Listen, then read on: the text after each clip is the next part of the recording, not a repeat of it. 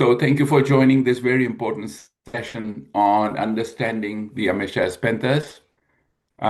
This panel discussion is divided in two parts. We will first deal with four very important speakers today, and the second session would be next weekend.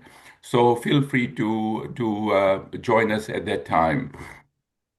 And we are grateful to all our participants and the panelists for taking the time to join us. So before we start, let's just make sure that everybody understands that this session will be recorded, and the recording would be available on the NAMC website and also on Zoroastrian.net. The speakers and participants will share their opinions in the interest of knowledge building and for sharing on their understanding of the topic. So, with that, I would like to introduce our first speaker. I don't think there are very many people who don't know Dr. Karanjia, but for record, he is the principal of the Dada Thoran Institute, where he was also a student and he was trained as a full-fledged morbid. He completed his SSC from DPYA, Dada Parsi Youth Assembly High School, and he did his master's and doctorate in Avastha Pelvi from St. Xavier's College in Mumbai. He was a postdoctoral research scholar at the different universities in Europe. He has written some 15 books, and he regularly conducts courses and seminars and gives presentations and talks on Zoroastrian religion, spirituality, Iranian language and history. His students span from the age from 4 to 80. I think it's even over 80. Some of our participants, Ramir Sahib, are over 80 now. He is a regular columnist with Jame Jamshed Weekly and also contributes to other papers and magazines. And he has a website which has a ton of information. I would encourage all of us to refer to that and take advantage of it. So with that, I will hand over this presentation to Ramir Sahib. Ramir Sahib, take it away. Thank you very much, Tempton, for that kind introduction. And a very good day and Yazdan Panavat to all of you, especially to my fellow panelists. Thank you for attending, all of you. We all, the four panelists of today and the four panelists of the following week, we will talk about Amesha Spans. And Amesha Spenta is a concept which has been very close to our minds and hearts. I will be talking to you about what is the role of Aura Mazda, because there is often confusion as to whether Aura Mazda is an Amesha Spand or not. So we will deal with that issue first. So the word Amesha Spanta, which means bountiful immortals, and in Pahlavi, the word is Amarspan, and in Pazan, it is Amesha Span. And the concept of Amesha Span has got several layers to it. The more you understand it, the deeper you go into the layers. But generally, it encapsulates the ethical framework and the worldview of the religion and the framework of the creations. And generally, we use the word as a heptad. That is, there are 7 Amesha Spans. But as we will see, at some places, even 6 Amesha Spans are mentioned. And we have to come to terms with that. But one thing which is very interesting is that the term Amesha Span is not just used for this heptad. If you see in our prayers, the term Amesha Span is also used for Airyaman Yazad in the Bundahishna, in the Nirange Gaumes, which we recite early in the morning, it refers to as COC Ameshaspan, means 33 Ameshaspans. So what we call the 33 Faresta are also referred to that in the Pajan prayer as Ameshaspan. And in Khorshid Nyash, we refer to Khorshid Yazar as working along with the Ameshaspans. We say Nemove Amesha Spenta Vispe Havare Hazosha, means they work in union. Now, some very interesting facts. The word Amesha Spenta as such does not occur in the Gathas, though the names of all the attributes does. We first come across the word Amesha Spenta twice in the Yasna Haptangaiti. The first time in Yasna 37.4, where it is used in singular as Spentem Amesham. And second time, where it is used in plural as Penteng Amesheng and refers to masculine and feminine. So here also we note that the word is not used as Amesha Spenta. It is used as Spenta Amesha. But these two words are they come together for the first time as it is in the Haptanyash. Now, this concept, when you study the concept, you realize that the concept has developed over the period of time. The way it has been expressed in the Gathas, the way it has been expressed in Avastan text, the way it has been expressed in Pelvi text, and finally in the Pajan text, it has kept developing.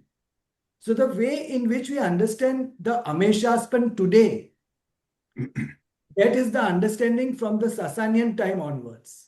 Because the idea about creations being attached to Ameshaspans, we know that Aura Mazda looks after mankind, Vahumana looks after cattle, and so on.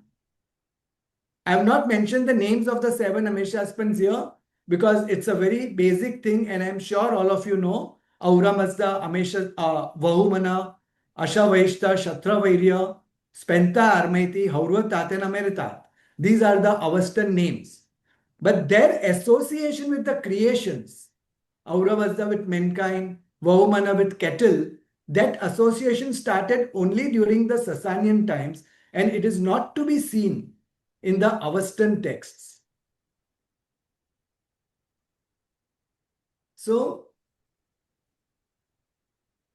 when we study the Gathas, any translator of the Gatha will tell you that one of the most difficult part of understanding the Gatha or translating the Gatha is to decide as to when the term for the Amesha Spenta is used as an attribute and where it is used as a sort of a proper noun.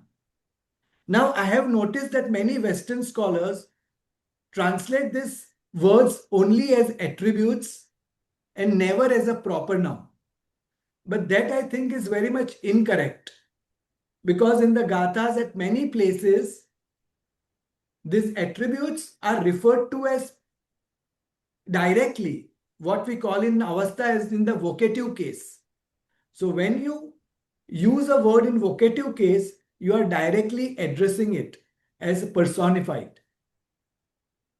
And it is also believed, some people believe that these 6 attributes or 6 Ameshaspans are just qualities of Ameshaspans, qualities of Aura Mazda, and they don't stand by themselves. But that also we will see is not correct. They are divine beings in their own right. And when used as virtues, they have their own way of building up our lives and also coming to humans as gifts. Now, my co-panelists will talk about the other Amesha Spentas. I will just talk about the first Amesha Spenta, Aura Mazda. Now, people are generally not able to understand that how God Aura Mazda can be Ameshaspan Aura Mazda. Whether it is the same God whom we refer to as Aura Mazda, the all-powerful, the creator of the universe, is he the same that the one we refer to as Aura Mazda as the Ameshaspans? So then some people have come to the conclusion that the first Amesha spun is not Aura Mazda, but it is Pentamini. But this we will see is not correct. The first Amesha spun cannot be Pentaminu because Pentaminu is separately mentioned, where Aura Mazda is also mentioned and Pentaminu is also mentioned. For example, in Yasna 47.1.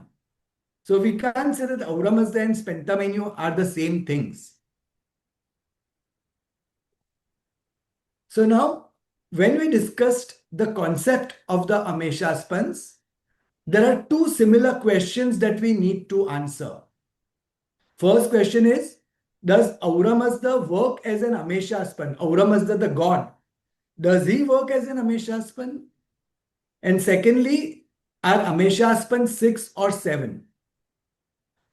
Now, to be very clear, nowhere in Avastha, Pelvi or Pasan is Aura Mazda mentioned as an Amesha span. Like we say, Vahumano Ameshem Spentem Yizamaide, Ashem Vahishtem Ameshem Spentem Yizamaide. So the rest of the 6 Amesha spans are called Amesha spans. But Aura Mazda is never referred to as Amesha span. It is referred to as the creator. The Thusha Aure Mazda. Now there is a Pasan prayer which Morbeds recite in the Jashan. And that Pasan prayer is called the Afrin of Hafta Ameshaspan, which means the prayer of blessings of the 7 Ameshaspans. And in it, right in the beginning, the 7 Ameshaspans are mentioned. The first one being Ormast, and then Vaumana in that order. That shows that Aura Mazda is considered an Ameshaspan, though is not referred to as an Ameshaspan, because the name of this Afrin is Afrini Haft Ameshaspan. So Aura Mazda is referred to as an Ameshaspan. The second thing that we notice over here is that when Aura Mazda is referred to as God, the Kshnuman or the dedicatory formula is different. It is Aure Mazda Urevato Kharenangato. Whereas where Aura Mazda is referred to as an Ameshaspan, we say Aure Mazda Urevato Kharenangato Ameshanam Spentanam. Means Aura Mazda, the radiant and the glorious, belonging to the Ameshaspans. So there are two very clear demarcations which show that Aura Mazda has one place as God and another place as Ameshaspan.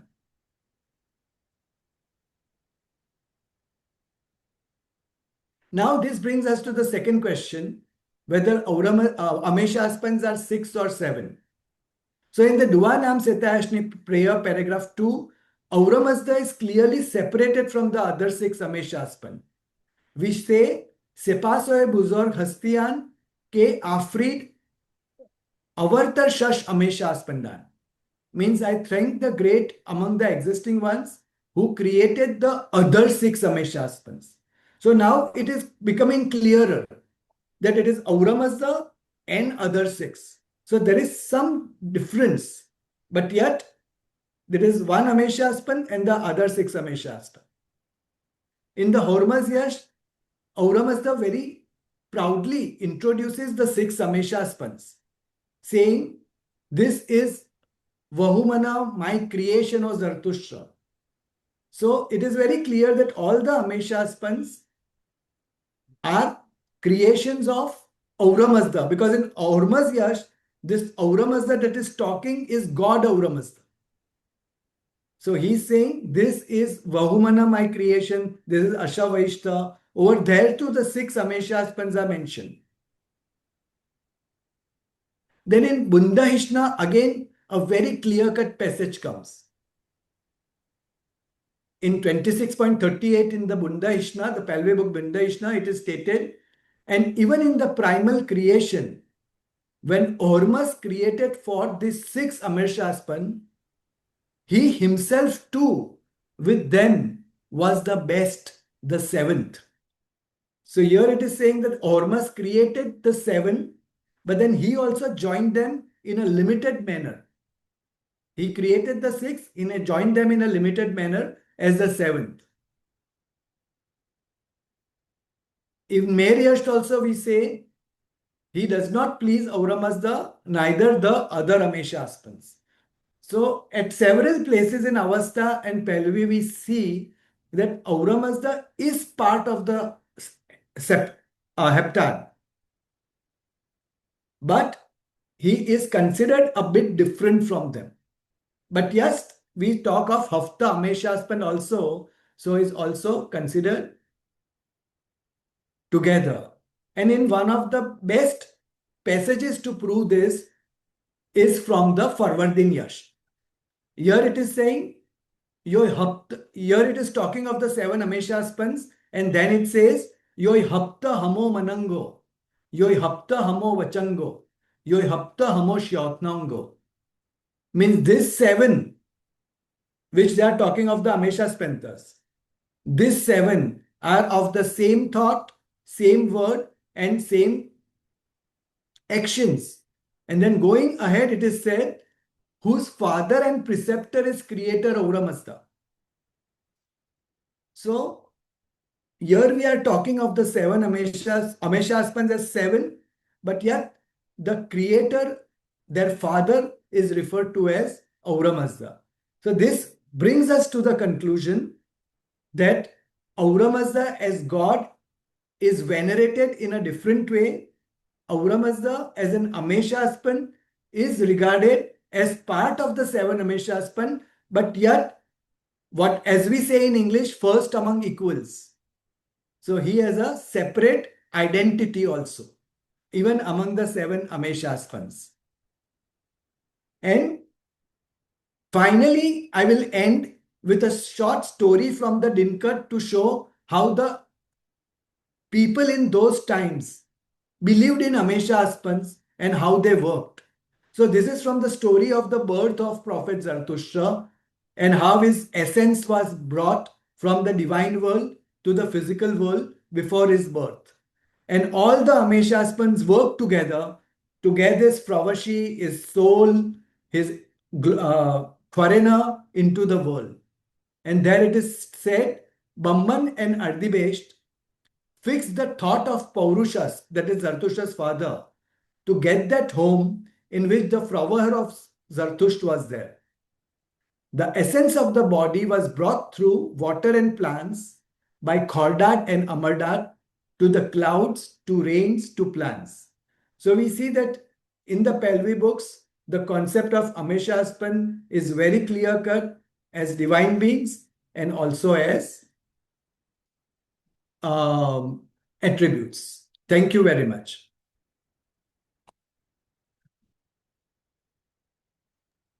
Okay, thank you so much, Ramir Saib.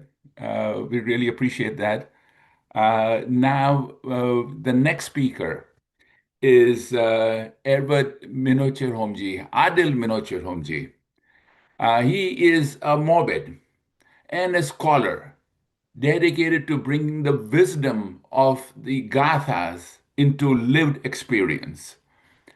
Trained in the ritual and theological foundations of Zarathustra, he combines deep textual knowledge with innovative frameworks that move beyond static description of Amesha Spentas. His work reveals the dynamic, recursive nature of truth and alignment in Zarathustra's teachings, drawing directly from Avesta sources. Through lectures, writings, and community dialogue, he engages both youth and elders, showing the Dhyana as a living pattern that grows, resists, converges, and returns with memory. In his approach, Amesha Spenta is not only to be spoken of, but entered and embodied in daily life. So, with that, I will hand it over to Edward Adil Minochiromji. Adil Seb, go ahead.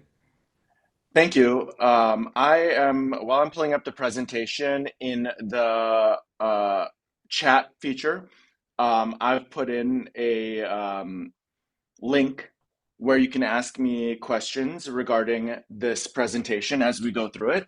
Can you guys see my screen? Yes, we are okay. Okay, great. So as I go through it, just given the time that we've got, I'm going to go pretty fast. So if any questions come up, please drop them in the notes. Thank you.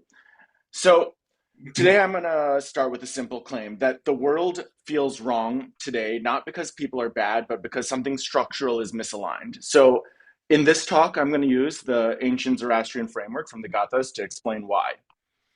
But before we begin, what you're going to see is a very compressed version of a framework that takes much longer to walk through carefully. So in 10 minutes, I can show you the map, but I can't really let you walk around in it. So if something feels unfinished, unsettled, or too sharp to resolve, that's just the cost of compression. Please leave notes or questions in the Q&A tool from the chat feature. So the purpose here isn't to convince you, it's just to kind of provide some orientation.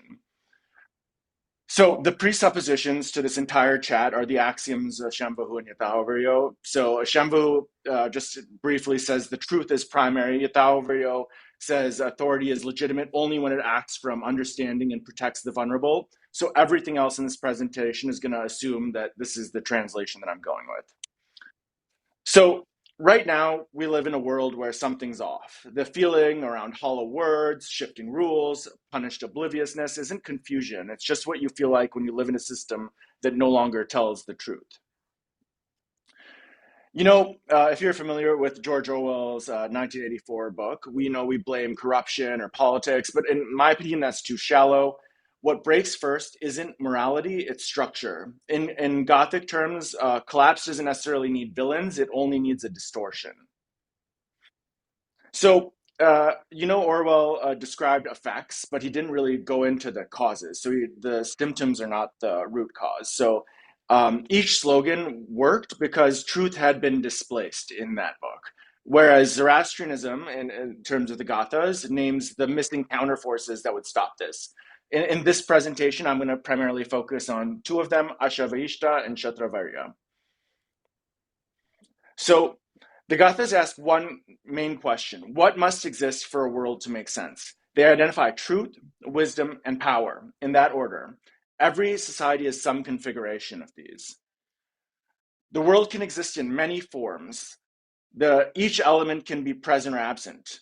In terms of this presentation, that gives us 8 possible worlds. But if we look at actually every single Amesha Spenta, as you can see in the footnote, 2 to the 8th power, that's 256 possible forms. But I don't have time for that in this presentation, so I'm going to focus on just these 3. So if we look at just Asha, Mazda, and Shatra, the each row of this is a real livable world that is described in the Gathas. I'm just going to walk through them really fast. So if you notice any patterns, just feel free to ask questions or put them in the comments. So let's start from the beginning. When truth, authority, and power all fail, meaning collapses. People stop arguing about facts and start fighting over tone and intent. So nothing holds this reality together. So if the question is, if total collapse is unbearable, what kind of order emerges first, even if it's false? That's coercive rule. So the question is, how can a world feel stable but still be wrong? This is Orwell's world, as I alluded to earlier. Power and authority exist, but truth doesn't. People stop asking, is this true? And they start asking, will I get in trouble? So if coercion feels wrong, what happens when authority exists but lacks force? Here we come to raw domination. What is power without truth? This is where wisdom is respected but powerless. Experts are consulted, praised, and ignored. Judgment exists, but action doesn't. So this is like, as I mentioned in the beginning, the Yatha mantra, where if authority can be recognized without power, what happens when power acts without answering to truth at all? Which is why the second mantra answers the question, what is truth without power? Can truth survive without being ignored? So that's the Shambhavu. This is power without truth. Rules are enforced by rank alone. Obedience replaces understanding. So if truth can exist without power, how can power ever be brought back into alignment with it? So that we go into the next aspect of the Gathas around abstract justice. So why do correct movements still fracture? when even truth and power exist, but no shared wisdom unifies judgment, everyone agrees on the problem, but no one agrees who decides, which is where movements fracture. Where the follow up question is what changes when authority is not seized but granted? Then we go to the next step where we've got legitimate authority. When we ask the question, how does power become rightful? This is legitimacy, where power is granted to wisdom through truth, where people comply because decisions make sense, not because they fear punishment. So, if authority can be legitimate, what does a fully aligned world look like? This is where we have full coherence, where all three elements are there. Full coherence is rare. It is where truth guides judgment and power serves both. This is where working as intended really feels like. So, if the question is, if full coherence is rare, what would it take to recognize and protect it when it actually appears? The Gathas recognize that truth can exist without power, power can exist without legitimacy, and legitimacy can exist before enforcement, which is why the alignment between these three and all of the other Amesha Spentas is possible, even if extremely rare. I guess that's what we call farshokarity. So that feeling that we experienced at the beginning wasn't confusion. We named a sensation of truth being structurally displaced. Orwell showed the symptoms, but actually the Gathas explain why that world even exists. It's just one of the specific configurations. It's not an inevitable chaos. When we think about the Gathas, they really preserve truth even when it is powerless. They don't collapse reality just because power refuses to protect it, which is actually discipline. It's not despair. So I told you in the beginning, we're going to have a map. So let's see kind of where we are. Now, there aren't many of us, as we all know, but this framework lets us tell coercion from authority, truth from noise, and power from legitimacy. A lot of people around the world can see something is wrong, but very few can say where. And if you understand the Gathas, they can kind of give you that diagnostic capability. So now that you have the map, where do you think that you're living right now? I don't have that answer for you, but this Gothic map, if you read it, lets you diagnose without slogans. At the Bronze Age collapse, Zarathustra asked, what makes a world make sense? We're still living inside that question. The Gathas don't tell us what to think, they tell us that thinking itself is possible. So going back to the original question, we've got two tests. We've got a Shembahu, which is a truth test, and Yathavriya, which is an authority test, which leads back to both of the Amesha Spentas around Asha and Shatra. So before we wrap, I know this was a significantly compressed version. If there's any interest, I can expand this into a presentation that walks through the entire map slowly with more examples and time for discussion. Um, no obligation, but if anybody's interested, just throw it in the Q&A or just show a quick show of hands. Um, Thank you. If you like this presentation, I wrote a lot more like this on my Substack, so please feel free to subscribe there. Thank you.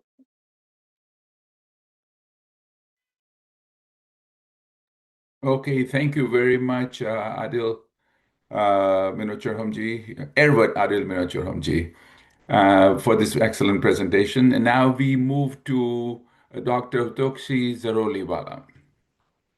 So Dr. Zaroliwala has a unique combination of skills.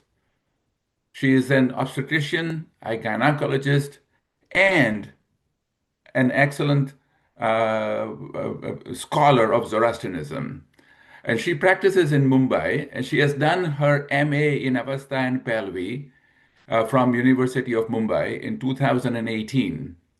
So besides clinical practice, she enjoys studying religion, philosophy, and linking science with religious knowledge, which very few of us have the capacity to do.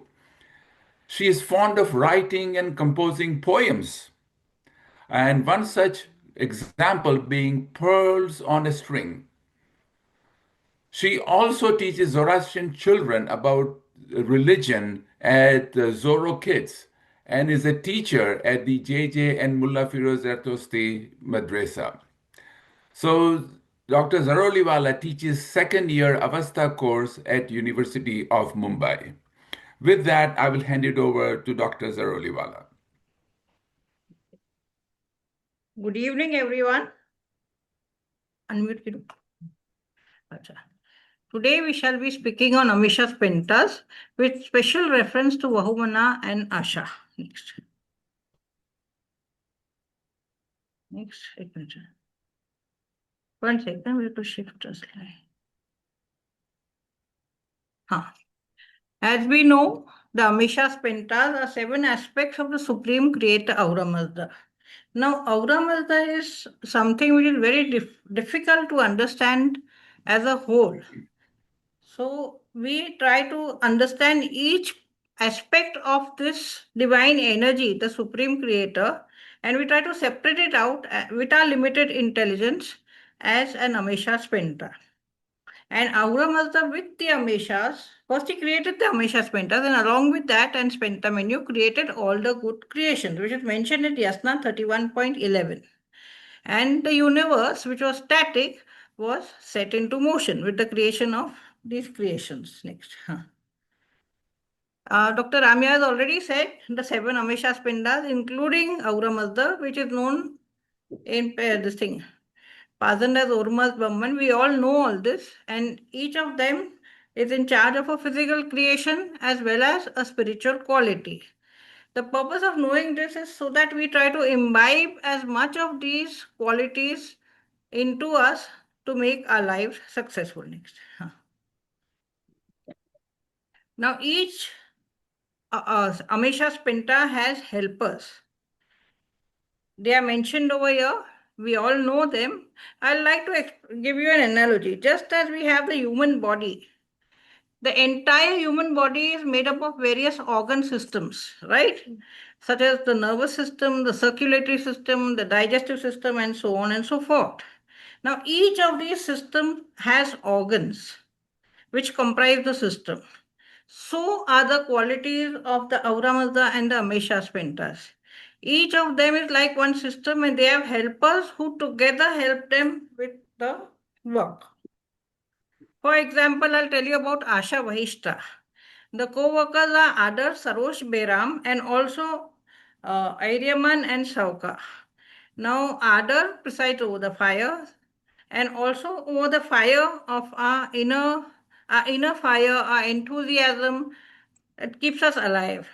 Sarosh is the intuition. If we listen to the voice of Sarosh and we listen to our inner fire, we align ourselves with Asha, and when we do that, we get Beram. What is Beram? In Avastha, it is Veretragna or victory. So if you align your thoughts, words, and deeds along the divine plan, you will have succeeded in life. Next. As Dr. Ramya said, they are not named as Amesha Spentas, but they are mentioned individually and depicted beautifully in the Gathas. They, along with the Hamkaras, Ham means together and Kara is working together, right? Co-workers. They represent the 30 days of the Zoroastrian calendar month. Now, why is the month composed like that? So that each day we invoke at least one Yazad or Ameshaspan and try to imbibe the qualities of that. So day by day, we become more aligned with Asha. They provide a blueprint to attain happiness and fulfillment in our lives. These are different aspects of Aura Mazda which help us in grasping his wonder and power. No, none is superior or inferior, and the Vedic equivalent of the Amesha Spentas is the Vishwa Amrutas. Now, how often are Amesha Spentas mentioned in the Gathas? The most common one is Asha Vahishta, which is Aldivesh. It is mentioned 157 times. Vahumana is mentioned 136 times, and the rest together, besides these two, are mentioned about 121 times in the Gathas. Next. Now we come to Vahumana. Vahumana represents the good mind. It means wisdom, good thought, and righteous purpose, and guides us to live in harmony with Asha. Vahumana guided Zarathustra when he was meditating and led him to the court of Auramazda. And Vahumana, as we said, is the guardian of benevolent animals, and it teaches us about the qualities of nurturing and stewardship. It is the intellectual principle that helps us discern good from evil. Vahishtamana is, if Vahumana is the good mind or the good thought, Vahishtamana is the best mind. Vahishta is the superlative degree in which gets converted into behest in later languages, which is heaven. And the opponent, each Amisha Spenta has an opponent. So the opponent of Vahumana is Akamana next. How does Vahumana function? He functions as a teacher. Zarathustra sought his guidance to understand the divine law or Asha. He is a spiritual protector, protects benevolent creatures. He is a cosmic warrior. He opposes evil, Akamana. And after life, it is Vahumana who welcomes the righteous souls unto heaven. Where do we find references to these? Zarathustra mentions, I too shall praise you as never before. O truth! O truth is Asha Vaishta, good thought, which is Vahumana, and the wise lords, meaning the other Amesha Spentas. Auramazda is named as the father of Vahumana, which is mentioned in Yasna 31.8 and 45.4. Man should follow the path of good thought. This is in Yasna 34.12, 13, and 51.6. And man should strive to connect with him, means imbibe his qualities in Yasna 49.3 and 49.5. Anyone who helps a truthful person and tends cattle will please Auramazda. This is in Yasna 33.3. Who is the protector of my cattle and myself? Other than truth, O wise Lord, and the best thought. This is Yasna 50.1. And one which we say every day, it is a part of our Kasti prayer, the Kemna Mazda. Who will protect me, O wise Lord, other than your fire and your thought? The words are Thwamat Atrascha Mananghascha. And this is from Yasna 46.7. Next. 8. We now move on to Asha Vahishta. What does that represent? It represents the best truth, righteousness, and the divine law. Truth and order are the foundation of the universe and align with Auramazda's will. This law is universal and immutable. From the atom, the cell, to the macrocosm. Atom and cell, if you see the atom, there is a nucleus. It has protons, neutrons, electrons, and there are electrons moving at various energy levels in various orbits. Then the cell also has its own organelles. It has a cytoplasm, it has a nucleus, it has ribosomes, mitochondria, and each one has to function perfectly for us to be healthy. You can move on to the change of tides and the change of season and the rotation of the earth and the revolution. And all these go according to the law of Asha. There is a certain rhythm in that, including the movement of the galaxies and this thing, planets. And now, what is Asha and what is Asha Vahishta? Asha is individual truth at a personal level, means living your life honestly with integrity, sincerely doing your work. That is Asha. And Asha Vahishta is the universal divine truth or law, the law of cause and effect, which says that as you sow, so shall you reap. And Asha is the only word to appear in all the sacred Azad mantras. The first three prayers that every child learns, the Ashem Vahu, the Yatahavaryo, and the Yenge Hatam. Next. Where do you find references of Asha? These are just a few. There is only one path, that of Asha. All others are non-paths. This is Yasna 51.13 and 72.11. Asha is the guardian of justice. It hands over, this is it, hand over Druj unto Asha, who will give it justice, it just rewards, and transmute it to good. This is Yasna 43 and 44. At the final judgment, Asha helps separate the righteous from the wicked. In Dinka, Vahumena is mentioned as a seed because first you should have good thoughts. From that good thoughts, you will get aligned and you will listen to the voice of Sarosha, your inner conscience, your intuition. And that will guide you to do good deeds and be righteous. And by that, you will be following Asha. The Dagestani Dainik mentions of a river of molten metal which will cover the earth before Fashokereti. And the righteous souls will just feel it like warm milk, while the wicked souls will be scorched. In Yasna 17.2, Angra complains, Zatushta burns me with Asha Vahishta. Next. Okay. Asha in Avastha is equivalent to Ruta in the Vedic system and Tao in the Chinese part. It means to go on the right path. The protector of Asha is the divine judge Mitra. Mitra, we say Mer Davar Meriyazat, right? And Haitya means truthful. It's an adjective for Asha. The Sanskrit equivalent is Satya. The opponent, as we had for Akamana, for Vahumana, for Asha it is Druj.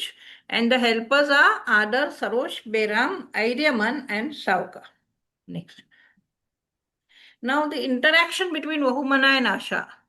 Ahura Mazda, Vahumana, and Asha are known as the divine triad. Each one complements each other. Each one is necessary for the other one to flourish. Next. They occur together and most often in the Gathas. Ahura Mazda uses Vahumana to conceive the universe. And then with that he created Asha, the divine framework or law that set the creation in motion and governs it. Okay. So righteous thought leads to righteous word and therefore righteous deed. And so also we too, our mind and heart must work together for actions to be truly modeled and aligned to Asha. Next. So it is an ethical framework. If Vahumana is active within you, you're actively seeking good thoughts and the counsel of Vahumana, you will be aligned towards Asha. So you will do what Asha wants you to do, and you will get Ushta or real inner happiness or bliss. And this happiness is not dependent on external circumstances. It arises from within. And nothing can diminish it, no matter what our external circumstances are. Next. Vahumana is the seed, the first of Aurama's creation that brought Asha into existence. And why was Asha there? To protect creation from Dhruj. And Vahumana helps us understand Asha, the divine order that sustains creation. Both are inseparable aspects of the divine reality and are essential for our spiritual progress. They are so dependent on each other. They complement each other. Vahumana leaves those who, if you are not righteous, you will not get the gift of the good mind of Vahumana. And righteousness will leave those who don't follow Vahumana and harbor evil thoughts. Next. May I conclude with the following? May Vahumana guide you in your day-to-day life to walk on the path of Asha so that you gain divine strength and courage to do the right, that is your Shatra, and temper it with love, endurance, and humility, which is your Spenta Armati, so that you are given the twin rewards of striving for perfection and immortality, which is Khordad and Amardat, that is Hauratat and Amiratat. Thank you for a patient hearing. Thank you so much, Dr. Zaroriwala, for a good, excellent presentation. It was very precise and concise, and full of knowledge. So with that, now we move to our next speaker, Rustam Debu. He is an engineer and marketing professional, an artist, and a seeker of truth. So he has worked as a project manager at National Dairy Development Board, as a general manager of marketing at Himdalco Roofit Industries, and presently as a director of TRA International. He has been studying Gathas with the Ahmedabad Group, Gatha Group, for the last 5 years. Now, his presentation is very interesting, and I'm sure you will find it so practical. So, with that, I will invite Mr. Debu to present.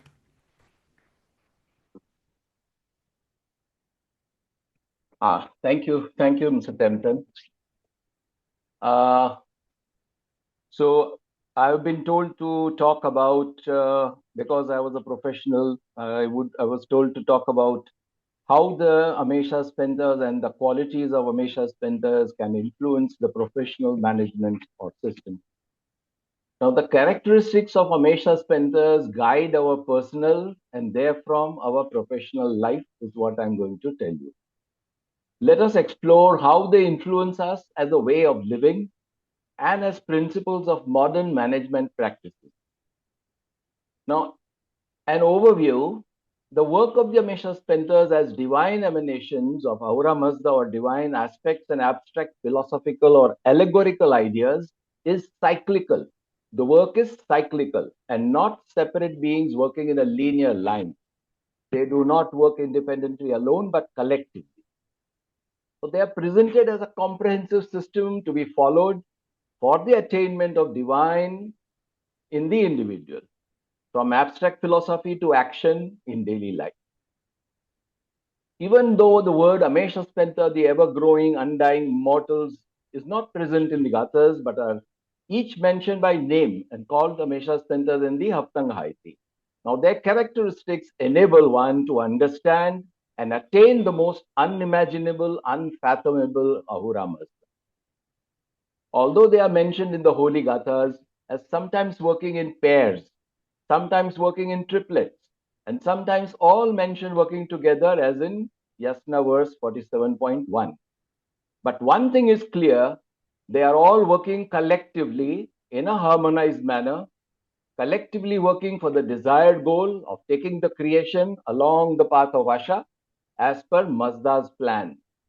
We may refer to the Ahura's plan in Yasna 29.7, referring to the eternal law, the Urusaibyo Spenta Sasnaya, meaning Ahura, that is Spento, gives his law, that is Sasnaya, to his helpers, that is Usaibyo. Who are these helpers? The Amesha Spentas, and their helpers are the Hamkaras.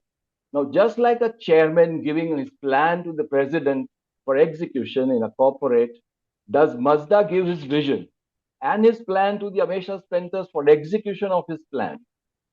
Now, this slide shows the organizational chart of the Amesha Spenta, Ahura Mazda, two Amesha Spentas. They work in pairs, the pairs are mentioned, but these Amesha Spentas also have those Hamkaras which are also mentioned. So it looks like an exact or corporate chart. As per the above, if you see the chart of the Amesha Spentas working under the direction and plan of Ahura Mazda, it looks like a modern company's organizational chart. And to think of this as existing from the time of creation is awe-inspiring. Now, when we separate the Amesha Spentas into independent divine beings alone, we lose the deeper insight of their collective effort. They are of one will, says Gatha Yasna 28.8. The word mentioned in the verse is Hazaushem, which means of one accord and one will. Thus, we learn from these emanations of Almighty that working together in harmony and teamwork is essential to achieve collective goals. This is the primary lesson for achieving corporate goals that we learn from the workings of the Amesha Spentas. Now, Amesha Spentas, as aspects of supreme being, are part of the same cosmic process, following the will and plan of Ahura Mazda, towards which the whole universe moves. This is mentioned in the last line of Yasna 48.6, where Zatushra says, such is Ahura's primeval plan and Asha's law, formed at the dawn of creation, the dawn of life. Pauru Yehya is the primeval plan, as translated by Dr. Tarapurwala. Now we forget another important advice of the Gathas, that not only these Amesha Spentas work the will of Mazda in tandem, but also live within us as their attributes or virtues, which needs to be imbibed and made better and better day by day within us. And within our co-workers, for achieving personal goals and professional goals as a manager is the advice of the Gathas to the professional managers. Every good idea we generate for betterment of all is Vahumano in action. Every righteous effort we sustain for the general good of all is Asha in action. And everything we must eventually release, give away by way of charity and selfless service to humanity is Shatra in action, which in turn brings to these serving individuals more power of aura to serve more. And these very actions that we take in daily life mirror this universal process of the workings of the Amesha Spentas in the spiritual plane. Thus, imbibing the virtues of the Amesha Spentas within oneself and practicing those virtues combined together in your personal and professional life will bring you good results in achieving your goals. What professional management can learn from the Gathas and Amesha Spentas? Let us go in a little bit of detail. Professional management could learn from the Gathas that integrating the principles and attributes of the Amesha Spentas into modern management system will surely result in achieving collective goals of society and goals of a corporate company as well.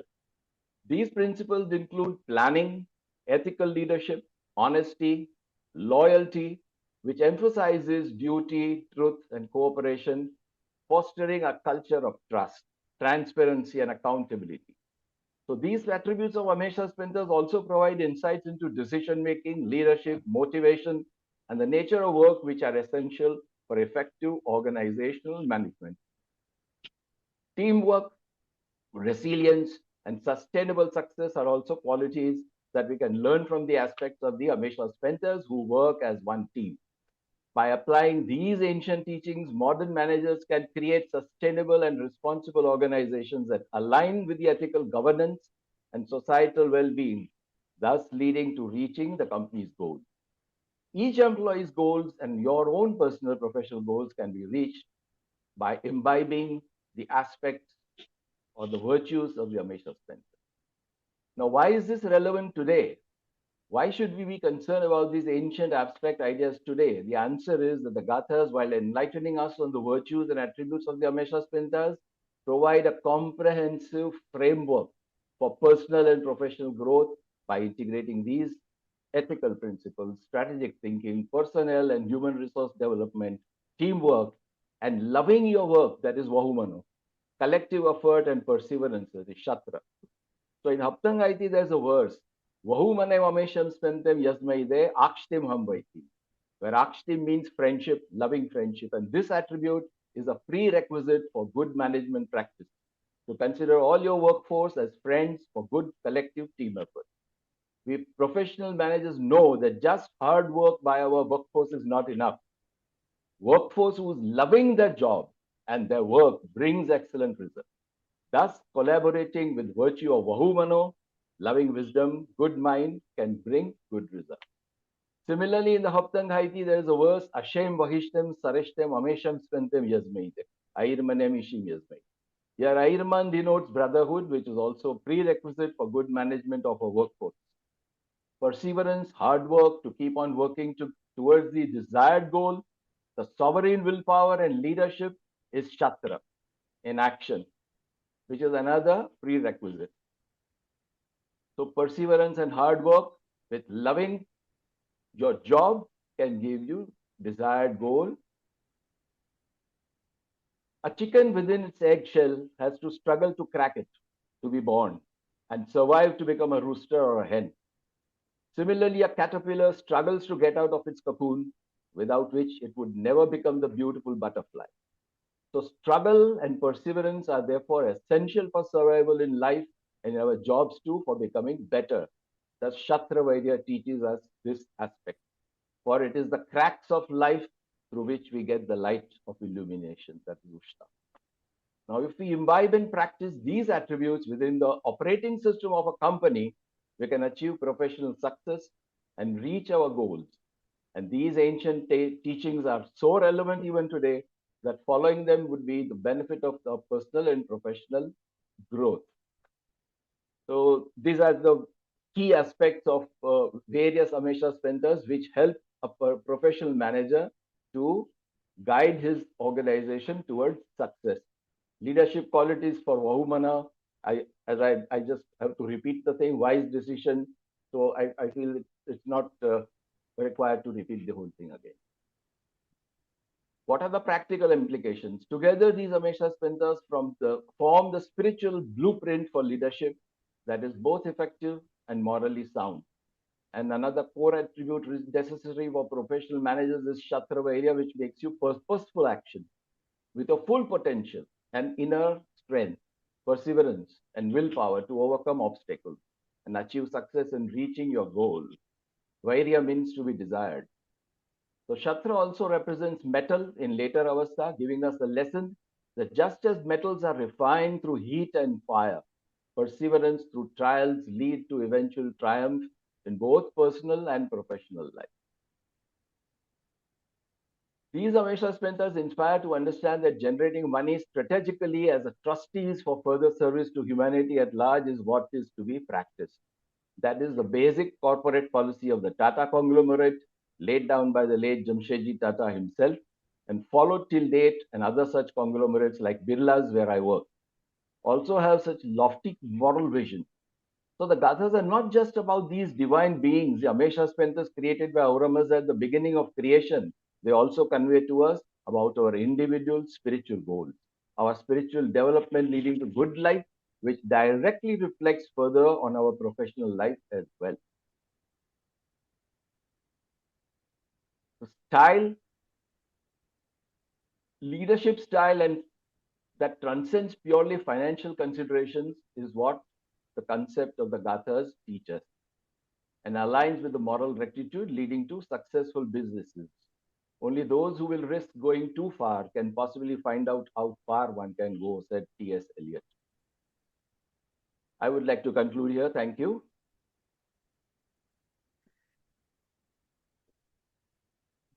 Ushtate. Okay, thank you so much.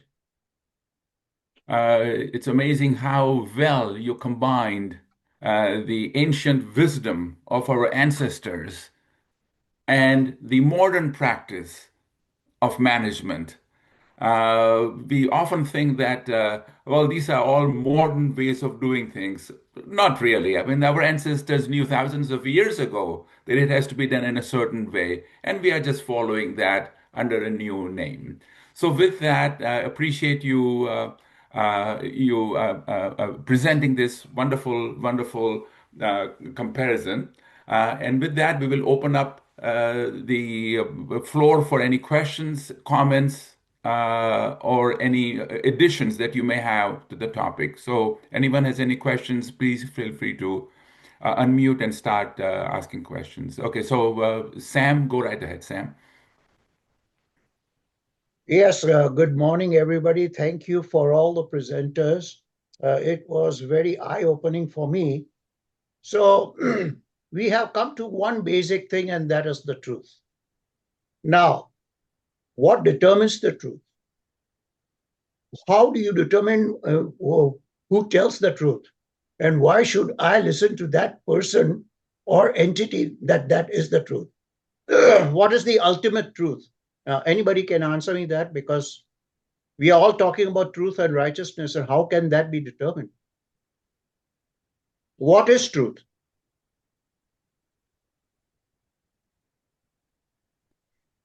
So I will pose that question to any of the panelists if they want to just jump in and take that up. Yeah, let me share my screen really quick. So, one second. Can you see my screen? It's coming up, Okay. yes. So, yeah, so there are some Q&A questions that I'd put in this presentation afterwards, but one of those Q&A questions is the second one over here. So, what happens if different groups claim different truths, right? So, there isn't necessarily a pure definition of truth, at least to my understanding in the Gathas, but the Gathas distinguish truth seeking from truth claiming. So, in any situation, there are competing claims that require a shared understanding of discernment. So it doesn't matter like who's the loudest speaker. Everybody has their own perception of what truth is, but in order to get to the truth, everybody needs to have a shared understanding of that. Does that answer your question? Kind of, yes, but probably I would have to look into in greater depth than that. But thank you for your answer. And there is one thing that I have noticed, and I put together what Ramyar Saib said and Mr. Debu said about Aura Mazda and Amish Aspens and about the teamwork. So here is the kind of exemplary thing of teamwork that Aura Mazda considers himself with Amish Aspens at the same time creating them in order to create a harmony in creation. And that is the concept of teamwork that I like from the presentation of these two presenters. Thank you. I would I also think like to Karishma has add something to add. oh, sorry. Sorry. Thank you, Temtan Sahib. Thank you, Sam, for your question. If we heard what Ramyar Sahib indicated in his talk, to me, the answer comes more directly through the Hoshbam prayer. At the end of the Hoshbam prayer, we say, Asha Vahishta, Asha Sraishta, Dare Samatva Pairitva Jamyama, Hamim Twa Hakma. If we translate that, and I would request Ramyar Sahib to help me out, it is Asha Vahishta, Asha Sraishta. Asha is the best, it is the very foremost. It takes me closer to Aura Mazda. I see Aura Mazda, and Aura Mazda Hakma is a kind of friendship, but a kind of resonance to become one with. So to me, that last verse of the Hoshbam prayer answers your question. Ramyar Sahib, may I request you to add or correct me where I'm wrong? No, Karishma, your translation is very correct, very close. My idea of truth, as Mr. Sam Bilimoria very rightly said, that our idea of truth differs. That does not mean that there are different truths.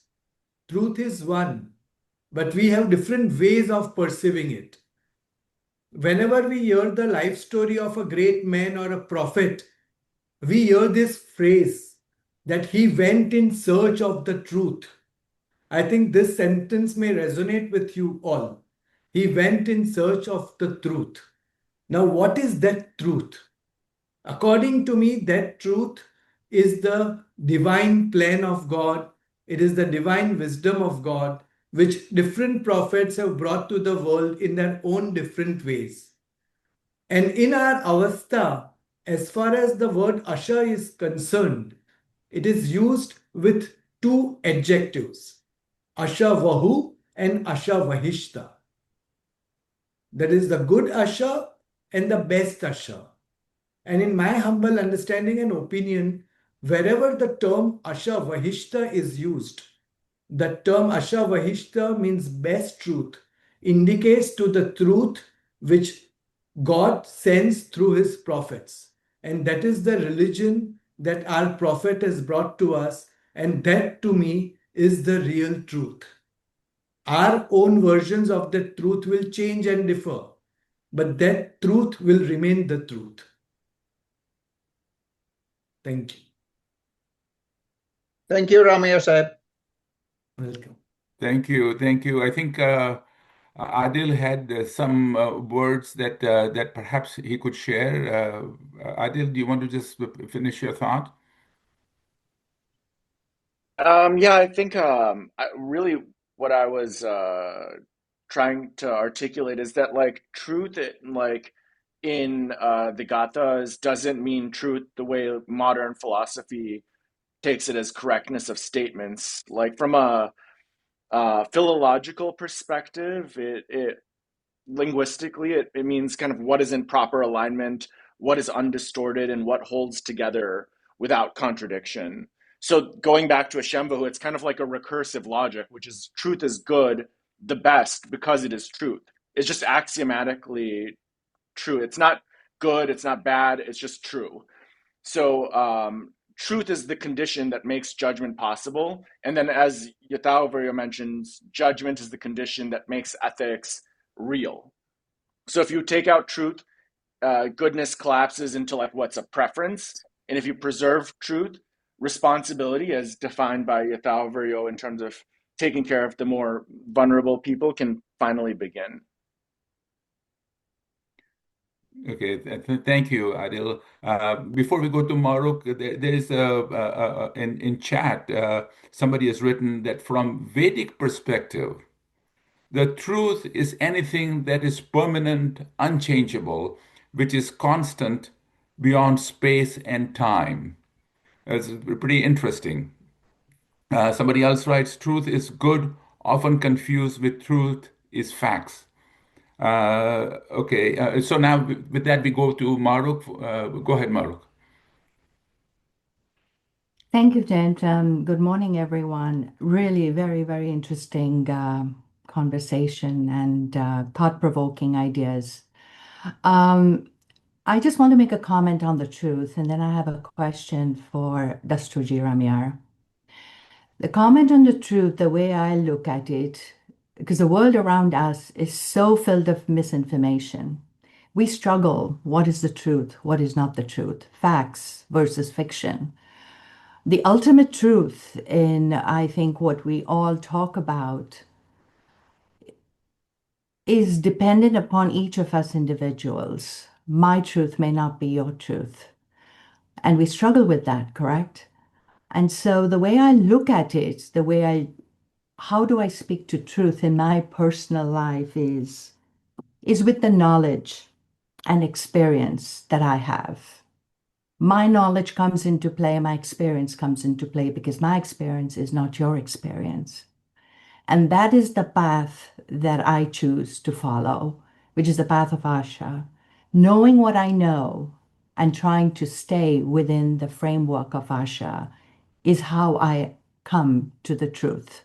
And that is how I come to the conclusion that I have to live my life with the truth that I know. The question I have for Dr. Ramyar is, you mentioned about the divine world and the world. When we read, and by no means am I a scholar or a linguist. This is just purely I'm on my own journey of understanding. You talk about the divine world. Most of the gathas that we know and what we understand is it's like a philosophy. It's out, it's very superfluous out there, and we have to make up our own minds because Zarathustra wants us to question. He wants us to ask. He wants us to discern. He wants us to listen.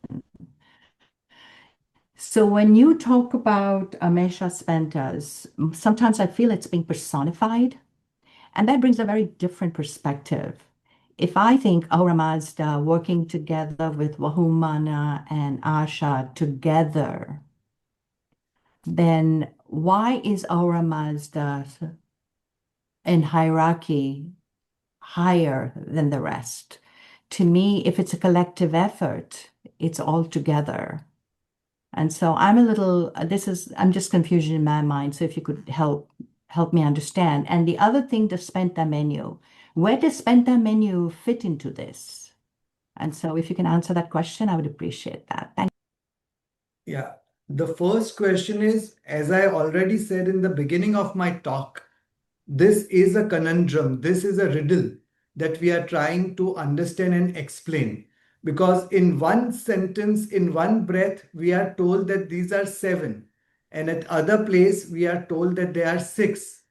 And that we are not able to come to terms. That if he is God, how can he be an Ameshaspan? And even as an Ameshaspan, even if he is one of the seven Ameshaspans, he is of course higher than the others on account of him also being a god. And I try to explain it to my students with a very simple analogy that in a school, there is a principal and there are class teachers. And sometimes a principal acts as a class teacher also. So in some cases, you can refer to that person as the principal who is in charge of the whole school. But in other terms, you can also refer to that person who is a teacher of that particular class only for that particular purpose. He is not responsible for the whole school. He is responsible for that slot, that group. In a similar manner, a prime minister is in charge of all the portfolios, but he can take a particular portfolio and look after it. So to me and my mind, the thing is very, very clear that one can be over and above everybody and at the same time be a part of a smaller group. But being in that particular position, you of course get that hierarchy among the others. I hope this has helped. Okay. Thank you so much, Ramya. Sir. Wonderful, wonderful way of explaining. It makes it so simple to comprehend. Uh, it, I think, Rustam, do you have something to add? I was just saying about the truth, which people have got, various opinions about. Yes, personal truths would vary. Like, for example, you are traveling in a train and the person is waiting on a platform, waiting for the train. The person who's waiting will say the train is coming. And the person who is sitting in the train will say the train is going to that place. So it is that both are true. But for one person, it's a different truth. For the other, it's a different truth. But what we are talking about, the truth of Asha, is actually the unchangeable laws of the universe. The universe runs on a particular law, and all the scientists have now found out various methods to find out that the entire universe is working on certain laws. The laws can change because the scientists are empirical experimenters. So when they find out something, they say that this is the truth. Like, for example, the light they thought earlier was just a wave. Now they're saying, no, they are packets. It's a wave. It's a packet. So scientific studies go on changing the laws, but the universal law of the universe is unchangeable, and that is Asha, based on which the whole universe and the whole cosmic framework works. How would the moon, who is it's quite a small diameter of a small sphere, and the sun is a huge diameter, but the spacing is different, and the Earth is different. It is placed in such a way that exactly on certain areas, certain times, you can get the the blockage of the sun. It will be completely dark. Why is it happening? It's because of those laws. The laws are there. They're permanent laws, they're unchangeable laws, and that is Asha. But we have to inculcate Vahumano, through which you will be able to discern what is right from wrong. That is written in the Gathas. Thank you, Rustam. We go to Mahrukh now.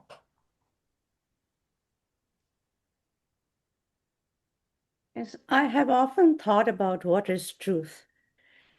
And, all yes, it's the unchanging laws of the universe. But what are the unchanging laws?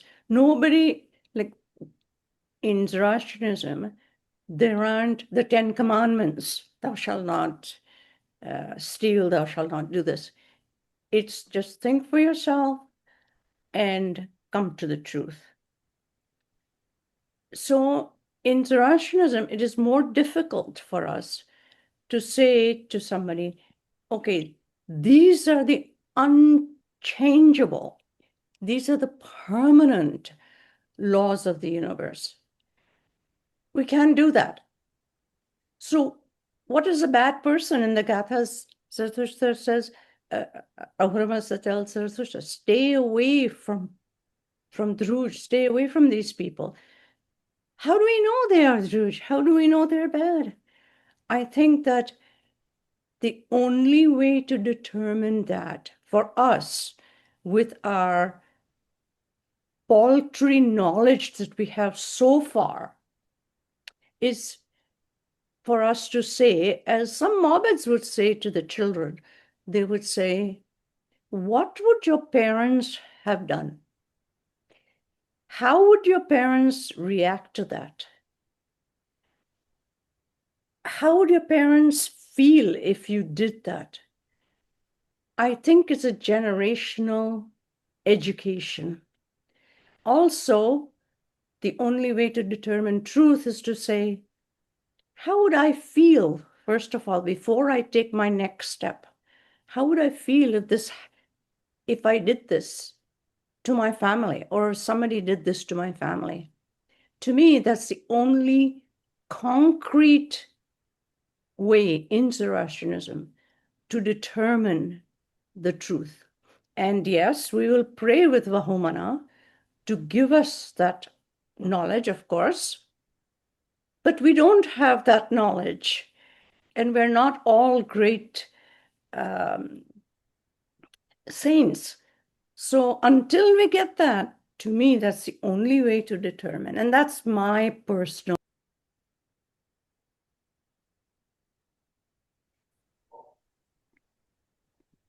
Okay, thank you, Maruk.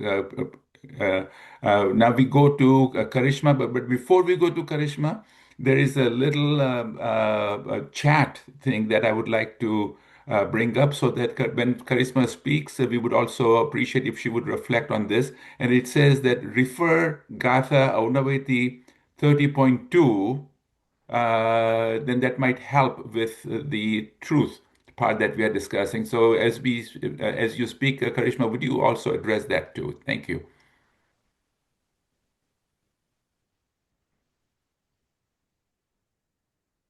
I think you're still muted, Oh, Karishma. thank you. We needed to request Ramyar Sahib to comment on Spenta Mainu first. After that, I'll come to 30.2 as you've Okay, guided. perfect. Thank you. Ramyar Sahib, Pardon? what is Spenta Mainu? The question earlier that was addressed to you. What is pentamine? Okay, pentamine. Right, right. Um, in my understanding of the Zoroastrian religion, God created the creations with the help of his creative spirit, his creative power, which assisted him in creating the creations. So, first of all, Ahura Mazda created Spenta menu. And then, with the help of Spenta menu, all the spiritual creations were first created, and thereafter the material creations were created. So, according to me, Spenta menu is that creative spirit or power of Ahura Mazda, but it is not the same as Ahura Mazda. It is the first thing that Ahura Mazda created, and it assisted Ahura Mazda in creating the rest of the creations. If you can excuse me, may I please be excused? I need to leave, if you don't mind. Thank you, Ramyar Sahib. Thank you, Ramir sir, for being here and giving us the benefit of your wisdom and your knowledge. Thank you, sir. Pleasure. Thank you very much. Okay, so as we continue, ladies and gentlemen, we have Karishma here, so I'm sure she's going to take up on this 30.2. Thank you, Temten Sahib. Yes, now 30.2 tells us to listen. Srausha Geo Shayush. Then that includes observe. Then reflect, but it says with a bright intellect. Sucha Mananga. And then it says Pairitwa, no, Paramaze Yongo. It means do this before each great event. And it ends with the last word Paiti, to protect. So it's got a complete guidance of listen, reflect, then decide in order to protect. But if we then go to link it to Spenta Mainu, in the next verse 30.3, it tells us do this in order to bring Spenta Mainu into action. So we are manifesting that aspect of Aura Mazda through our action by putting this formula into practice. So if we then look at another verse of the Gathas that tells us this, it's 31 verse 13. It talks of these questions, Ya Frasha Avishaya Yava Mazda. One asks openly or quietly and undergoes this process so that in accordance with truth, we can bring about all that is good. So it's not an ending with just this formula. There is guidance for how this formula has to be applied. And if we look through the Gathas, we will be able to see how to do this at every level, as Rustam Dabu has also told us. We can do it at the professional level or personal level, as others have said. Thank you, Tim. Okay, thank you, Karishma. We go to Parvez Daruwala. Yes, thank you very much for giving me this chance to ask a question. It's a simple question to Miss Hotokshi, I think, who gave a presentation earlier. Ma'am, could you tell us a little more about the Yazata, one of the Hamkaras called Sausha? I have never heard of Sausha. I think that's the name which you mentioned. So if you could tell us a little more about this Yazata, I would be very grateful.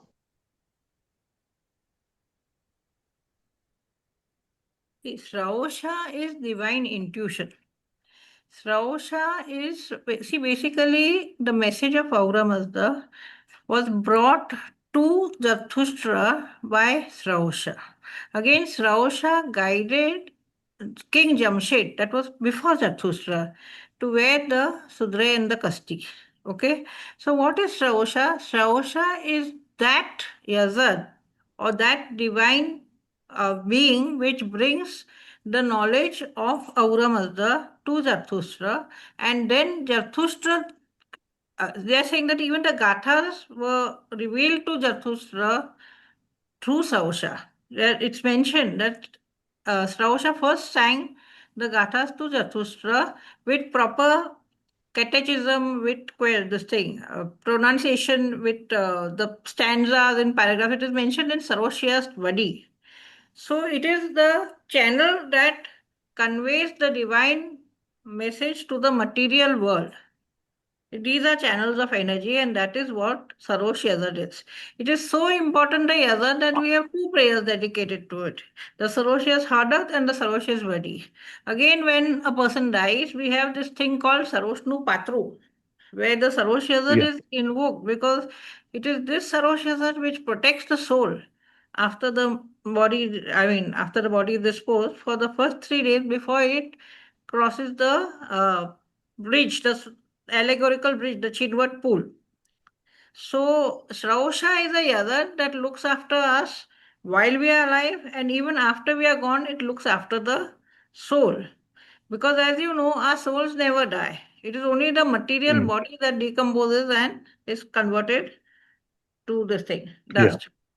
Yeah. So Thank you very Sraosha, much. that, I am so aware of Sarosh Yazat or Sraush Yazat. I saw Sausha written in one of your slides. I think Sauka, you mean? Yeah, you're talking of Aryaman and Sauka, no? the other one, not Sarosh Yeah. Yazat. Okay, Oh, how okay. is that spelled, please? Saoka. Oh, Saok. Sauka, Okay, yeah. yes. I'm sorry. I'm referring to Sauka that is suit. gentleman, or Yeah, to that sorry, sorry. Yazata. I thought you were talking about Sraosha. No, no, Okay, my mistake. I got the spelling okay, wrong. okay. Sauka. Sauka Yazad is one of the minor Yazads which Sauka means to burn or to be bright. So and also to give us benefits. So it is a co-worker or helper of Adivesh Yazad or Asha Vahishta. Idea mind also means a noble mind. Okay. So these two are helping others of Odysseus, this thing. And they are mentioned in our prayers. Okay. Yeah, I just wanted to know a little more about that Yazata because I'd never heard of them It's earlier. not very Thank well, you. this thing, it's not Yeah, yeah. very well It's not. described, but it is one of the helpers of Asha Vahishta. Right, right. Thank you so much. Okay. Okay. Anyone else has any questions or comments? Yes, Sam again. Sam, go ahead. Yes, I thank everybody for contributing to this element of truth. And as Mr. Debo has pointed out to me, when he said that about the train and gave that example about the train, you know, there are so many aspects of truth. Everybody is talking about divine nature. We are talking about the universe and all that. That nature we all know. For example, sun enters Aries and we get Nauruz. But then we come from the ultra physical to the physical, and then we come to the material world of gaiety. And that is where the existentialism starts.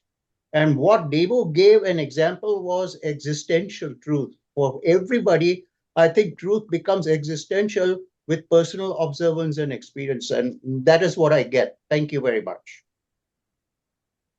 Okay, thank you. Thank you so much. Um, I think somebody has written here, Arnava says, it is through personal experience of living truthfully one can understand truth. So it's so very thoughtful. Okay, and I think Dolly has something to say. Dolly, go ahead. You're muted, Dolly. Dolly, you have to unmute yourself. Yeah, I did. I did.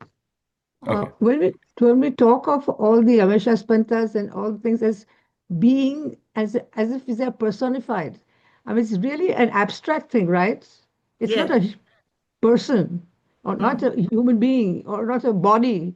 It's just thoughts or a Yes. spirit, Yes. correct? Well, yes. Yes. Yes. Yes. एक minute हो को unmute.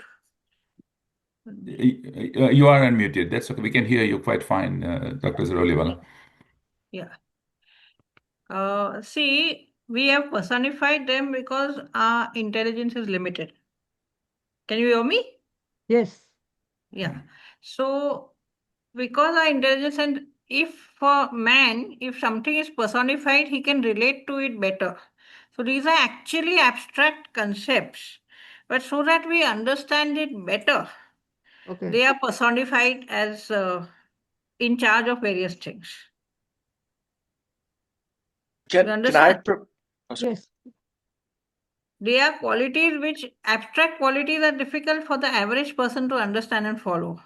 If they are personified, then they become more relatable, and that is why it is so. Okay. Thank you. Adil has something to add. Adil, go ahead. So, I have a hypothesis about the reasoning for all these different perceptions around it. So, um, the way I kind of have been thinking about it is that we've got really four different kinds of Zoroastrianism. We've got Gothic Zoroastrianism, which is based on like Shambhu and Yathavriyo, truth and legitimate judgment. We've got Imperial Zoroastrianism, which kind of came around the time of the Achaemenids, which focuses more on law, kingship, and justice. Then, around the time of the Parthians and Christianity, we've got eschatological Zoroastrianism, which is like focused on salvation and final judgment. And then finally, around the Sasanian times in Islam, we've got more of a scholastic Zoroastrianism, which is focused more on orthodoxy, doctrine, and survival. So when we consider each of these different looks as kind of Ramyar sir presented on the different views of how the Amesha Spentas has evolved over time, the original perception of looking at them, as Dalianti mentioned in her question, uh, from a perspective of looking at allegorically, that's more of a Gothic Zoroastrianism framework.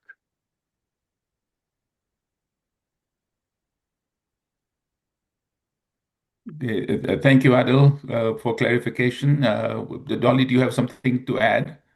No, it's more confusing, but it's okay. You know, that's the purpose of these panels is to sometimes make it more confusing than what we started. So, But that, sorry. overall, It was that very good. It was challenges very good. our thinking. That challenges us to find the answer, and that challenges us to research and study and make sure that we find anything that eludes us. But thank you so much, Dolly. Okay, anybody else with any questions? I think in the chat, I think there are quite a few thank yous, so we would certainly accept them and pass that on to our panelist. And we also have a question Jaruanti has something to say. Jaruanti, go ahead. Thank you, Tempton sir. I just want to know from everybody who has spoken, because nobody has said that till now, who is Aura Mazda? What is Aura Mazda? Where is Aura Mazda? Is there anything like Aura Mazda? It's all atoms and elements and various things all rolled into one. All the energy, all the power. Who is Aura Mazda then? Aura Mazda was always there, is always there, and will always be there. It is a endless energy, an endless light, which was never That created. is what I say. It is just And energy and light. yes, but because initially it was static, he created the creations so that the world started functioning. And the purpose of creating these creations is to trap Angra Mainyu. Because But we why do you know, say he? Why do you say he? I There is no mean, human being as Aura Mazda. So I that mean, this is okay. Continue. sorry, so like that actually ties in perfectly into what I was trying to say earlier. So when you look at he, that kind of comes from like the original Gothic Zoroastrianism is more framed around the idea of like the allegorical philosophy of Zoroastrianism, whereas when you think about it from more of an imperial or eschatological and scholastic viewpoint, the evolution and anthropomorphism, which means kind of like taking a concept and applying it into a human form, took place. So, like, basically, you're taking this concept and making it like human. So, for example, if someone says necessity is the mother of invention, right? That means something, but then it's like if you look at like necessity holding a baby called invention, that's kind of like personifying it as well. I hope that adds some clarification, or if May I come in? Yes, please. Uh, when we were studying the Gathas, this question came in the whether Aura Mazda is male or female. And the answer is given by Dr. Tara Porwala in his book of the translation of the Gathas. He's saying that the grammar, wherever the verse is having Mazda, the grammar is feminine. And wherever the word aura, the grammar is male. Male. So the male and female aura and Mazda are male female combined,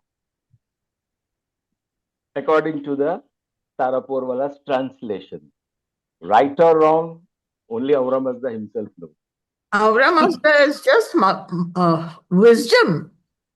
One's wisdom. so like there's feminine wisdom and there's masculine wisdom, like even in today's society. So it's like women's intuition versus men's intuition is different, right? So like you kind of still all under the aggregate What of I the say, and you amorphous always intuition.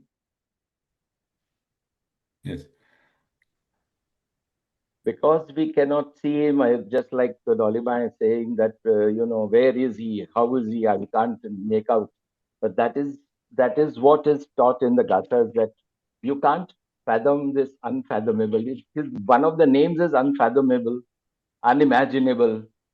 So if we try to do something which we know is not possible, what the Gathas are advising is that every creation of Aura Mazda is where I am. His And spark is there in everyone. why are we praying to the waters? Why are we praying to the fire? Why are we praying to the mountain? Why? Because he's there. We are praying only to Aura Mazda.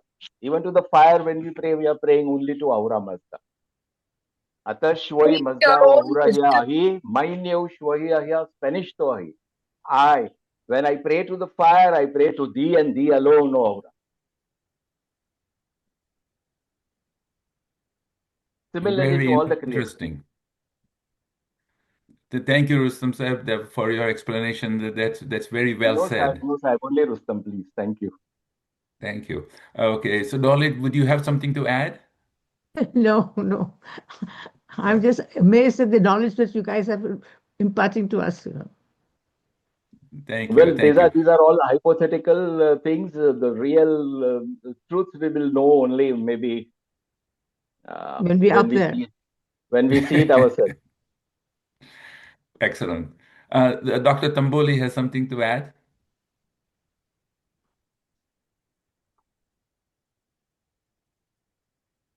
Yes, Maru, go ahead. I didn't have anything to add, but I had a question of Jaru Auntie. I believe too, and I agree that Ahura Mazda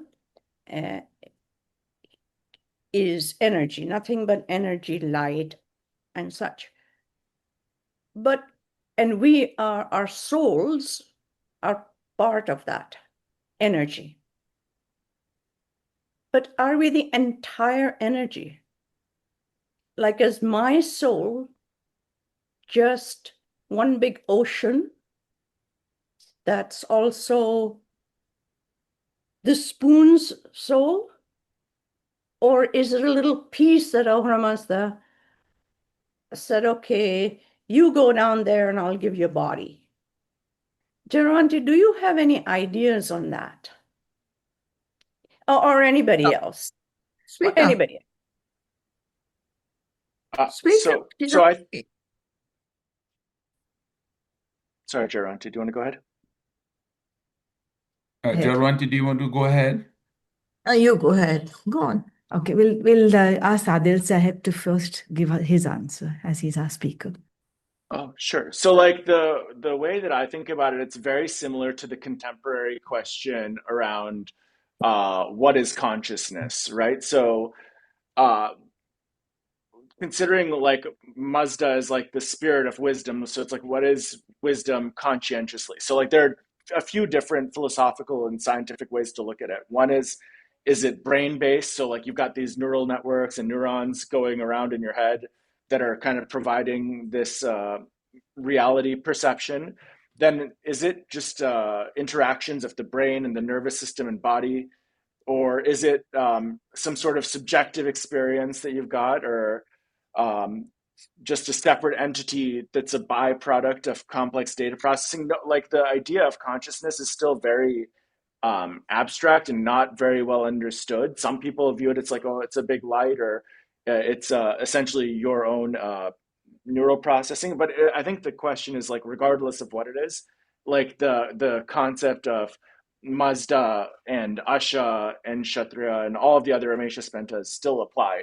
It's kind of like, I guess, not like it's secondary to the idea of like how to live your life.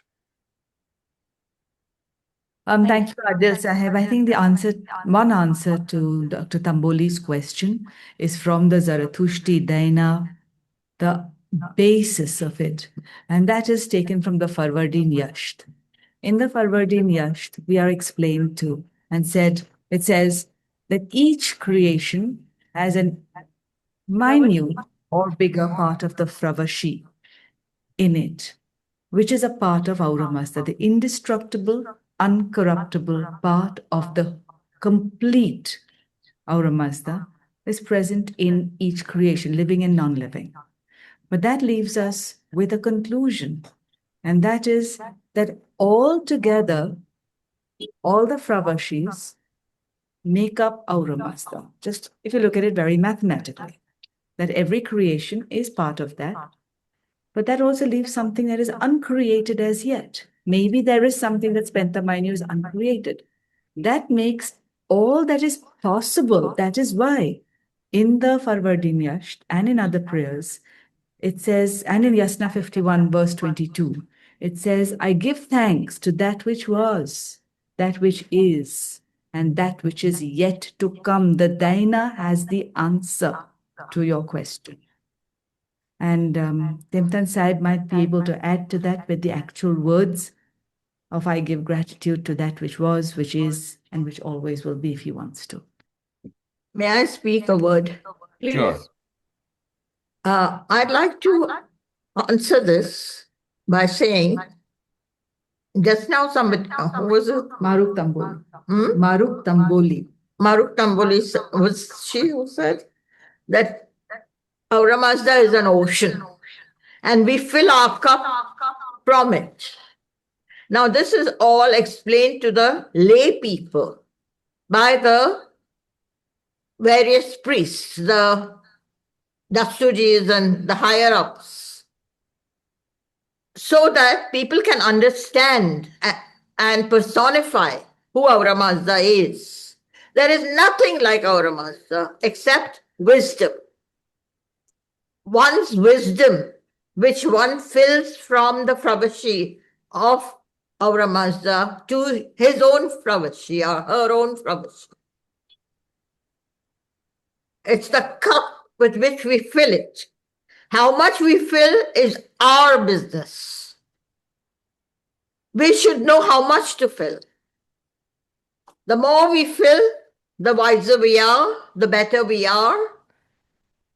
We implement everything that is said in the Avesta and in the Gathas.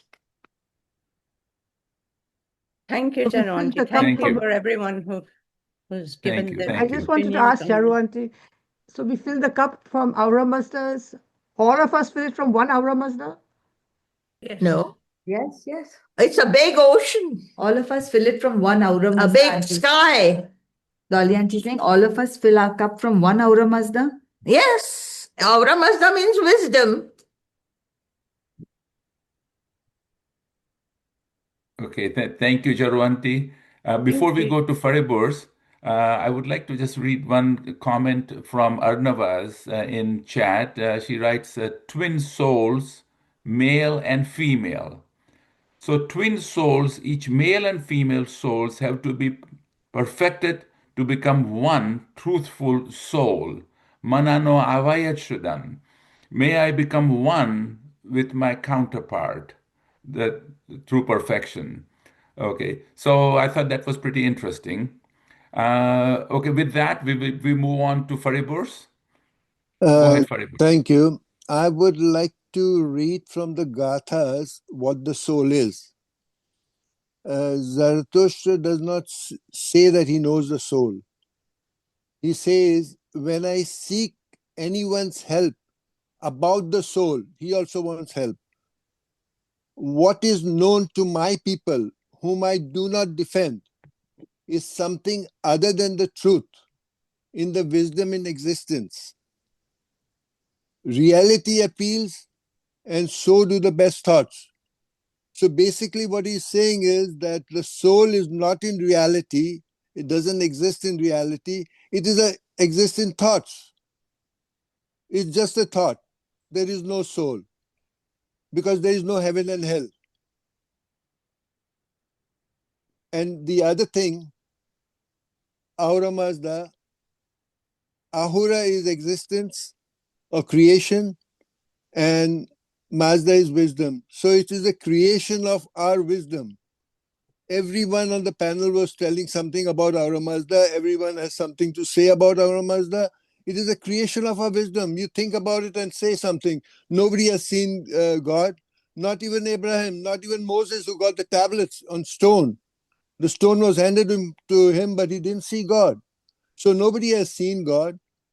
What you tell about God, what you describe God, is your thoughts. It's the wisdom in creation. You think about it and say something, and that's God. And the soul is a thought.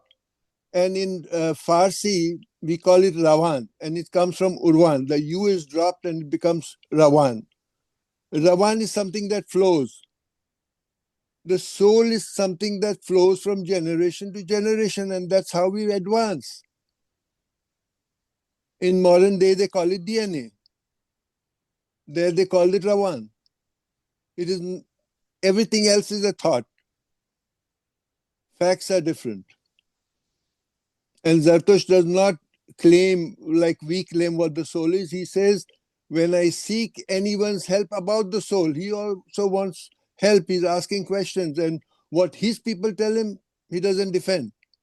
What is known to my people, whom I do not defend, is something other than the truth in the wisdom in existence. And this is a word by word translation that I have done. That's it. Okay, Thank you, Fariburs. Appreciate that clarification. In the chat, Khushru Umbrigar has added a nice segment here, and he says that my 2 cents worth. Soul consciousness versus Aura Mazda could be understood as a wave versus ocean, created by him or her and dissolving into him or her. That's pretty well said. Khushru, if you'd like to expand on it, you're more than welcome.